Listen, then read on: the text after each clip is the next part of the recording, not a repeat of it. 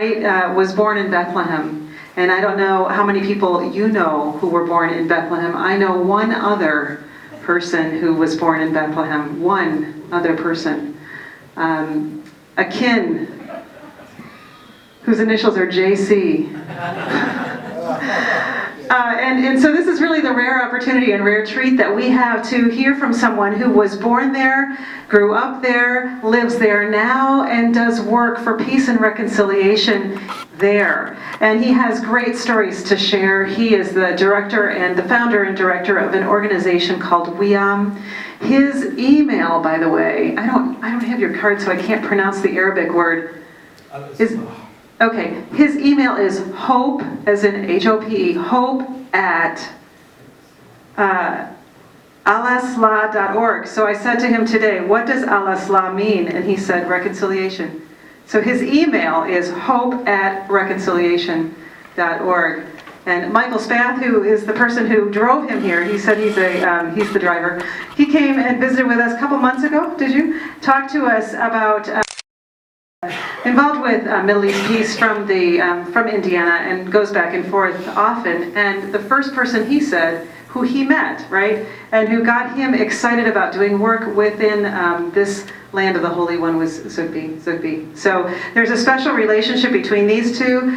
And also, Zoughbi is married to someone from South Bend, Indiana.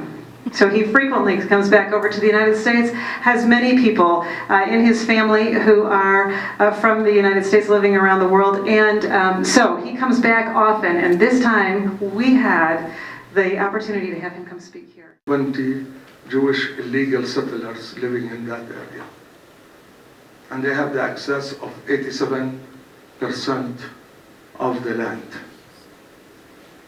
87% of the land. Why? The Palestinians around 120,000 and 180,000 in Bethlehem Governorate, 180,000. And the number of settlers in Bethlehem area is more than the Christian population of Palestine. There are around 45,000, and there are 120,000 in the little town of Bethlehem area. The West Bank has 750,000 settlers. In the West Bank, occupied in 1967, which is against international law, against 4th Geneva Convention, against United States foreign policy, and especially what is happening in Jerusalem, where there is a pumping out Palestinians and pumping in Israeli Jews. And when we hear about that there are 120,000 newly settlers in Bethlehem area, more than the local Christians, I said, where is the Christian world? What is happening? And many of them are supported by right-wing Christians, by fundamentalists who would like to speed up the second coming of the Messiah. And they consider the land is the promised land for Jews, and the Jews are the chosen people. And they want, again, to speed up the second coming of the Messiah. And I will tell them, I have no problem speeding up the second coming of the Messiah, but don't do it on my expense. You know?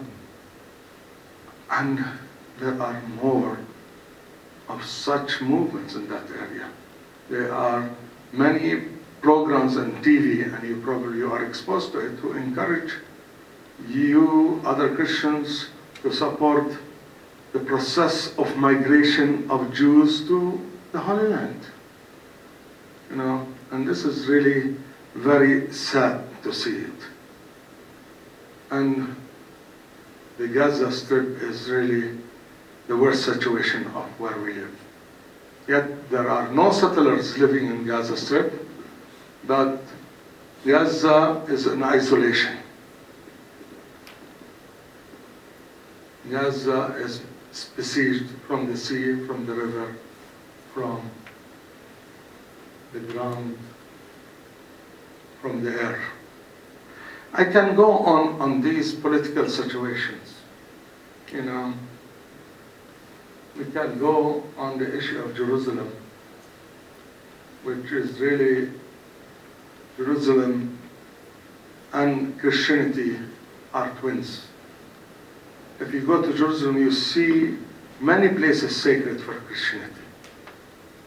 And I couldn't imagine that Jerusalem to be under one political control or one religious control. I believe Jerusalem should be open for all. But also the Arab Palestinians, the Palestinian Christians should enjoy Jerusalem. I believe in heavenly Jerusalem, but I love to live in earthly Jerusalem.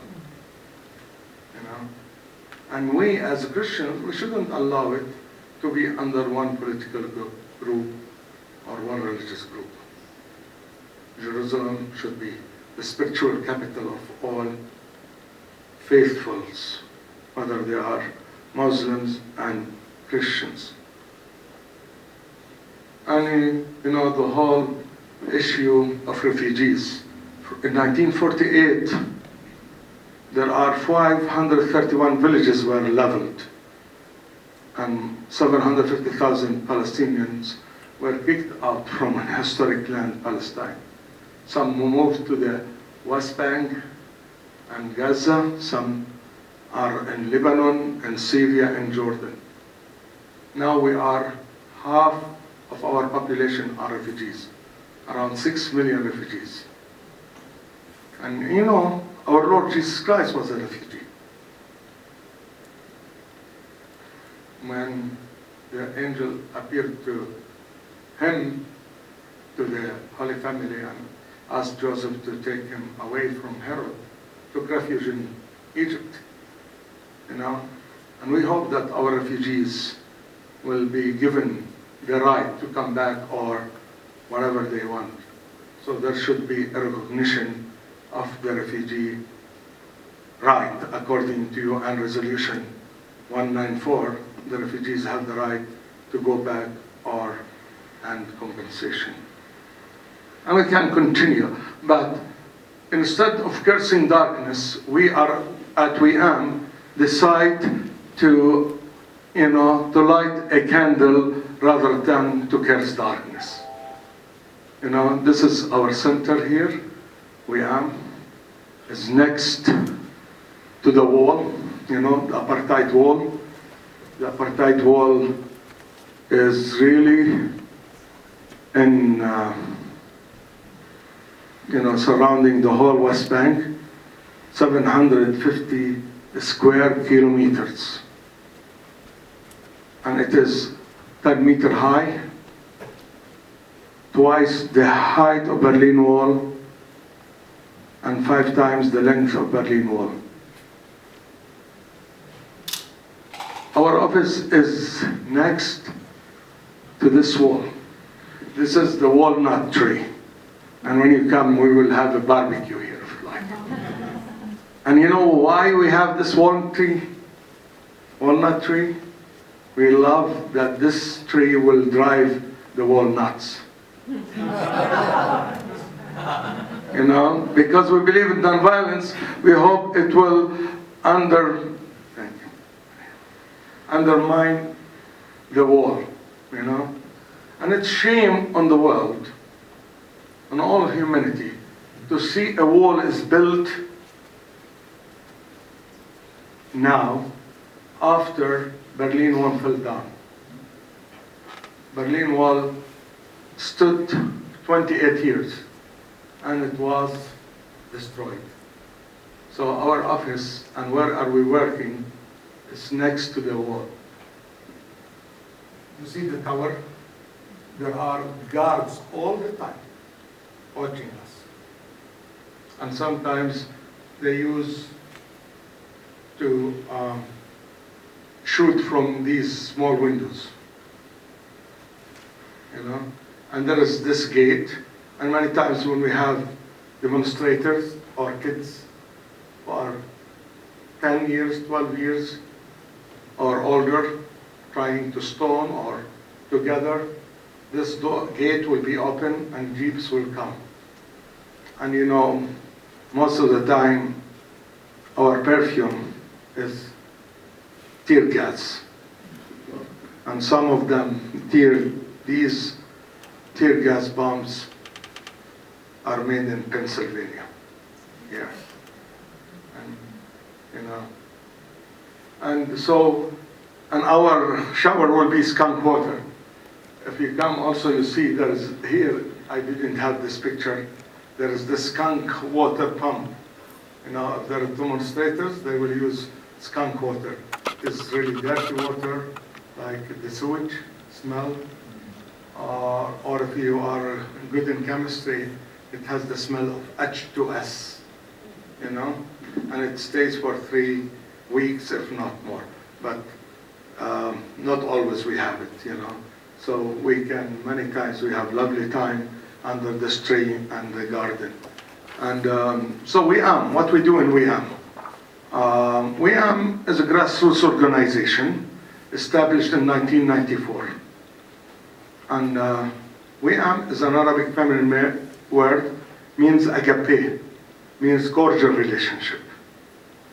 And we decided, instead of using negative word, why not to have a positive word? As George Bernard Shaw says, in good words you can live, in good compliments you can live for 2 weeks or more. So we decided to live longer than that and have the term WIAM on our center. And you can really see it. It is, you see, Palestinian Conflict Resolution Center. And you can see the wall there. And the wall is really, is our daily newspaper. And we sometimes write graffiti, sometimes we have groups to write graffiti. It's part of the nonviolent struggle that we use. And so this is where every day we come, usually from 8 to 4, and sometimes, longer evenings. What we do in WIAM? In WIAM, we have Ministry of Reconciliation, where we resolve conflict in a non-violent way. Every year we have more than 300 cases, solid cases to solve. And conflicts that really could be 3 months up to many years. And we have success of 87% of the cases that we deal are solved through nonviolence. We have hundreds of incidentals we don't really talk about, as the cases could be 1 day to 7 days to deal with. As T.S. Eliot many times says, I measure my time by coffee spoons. We are measuring our time by coffee cups. The more coffee we drink, the more conflicts we resolve. And we use the traditional way of conflict resolution that we have inherited from our ancestors. And you can see part of it is in the Abrahamic religions, how to deal with conflict, to things that we learn here, whether in Eastern United University or Notre Dame University in the Koch Institute, where I was graduated in 1988, or other places. So, and when we deal with conflict, we become like the ultrasound, knowing what are the sicknesses of the society, what are the problems, what are the challenges. And so our civil society programs are a reaction to what we find, and we have the proactive approach. From pointing the finger, from dwelling in victimhood, to collective responsibility. Because blaming is toxic, pointing the finger, there are 3 fingers pointed at me, enhancing the guilt is not healthy, neither to us or to others. And we need to work again on collective responsibility and to work for restorative justice. And restorative justice is very important because we don't look for punitive justice. How to redress the wrongs rather than avenging them. And as a Christian, there are many verses and many stories in the Bible, and I'm not a theologian, I apologize if I do mistakes here, with the story of Zacchaeus, the tax collector. When he jumped onto this tree to look at Jesus. And when he became a believer, he's transformed, there's transformation, and he transformed others but also he worked in restorative justice. He gave back the money he collected, maybe twofold, threefold, fivefold. When we talk about restorative justice, is to respect the other, you know, and work with the other. He didn't lose anything of himself. His face was saved, but at the same time, he was transformed and is ready to pay back those people who has really stolen from. And I'd like to end by emphasizing the visit. We are learning from our mistake always. 2,000 years ago, we said there is no room in the inn. Now there are plenty of rooms in the inn. Come and see and act. Your life will be different. And I tell you, yes, I talk about the difficulties, the situation, but it is safe for you. And if it is not safe for you, we will not ask you to come. And I saw a lot of what Michael is doing in this citizen diplomacy, where you meet with people from different groups, Muslims, Christians, and Jews. You go to different places, and hopefully the situation will be peaceful to go up to the Golan Heights. You know, it is really very beautiful too. So I appreciate your compassionate listening, your empathy, and your invitation, opening the floor for questions of life. Thank you very much.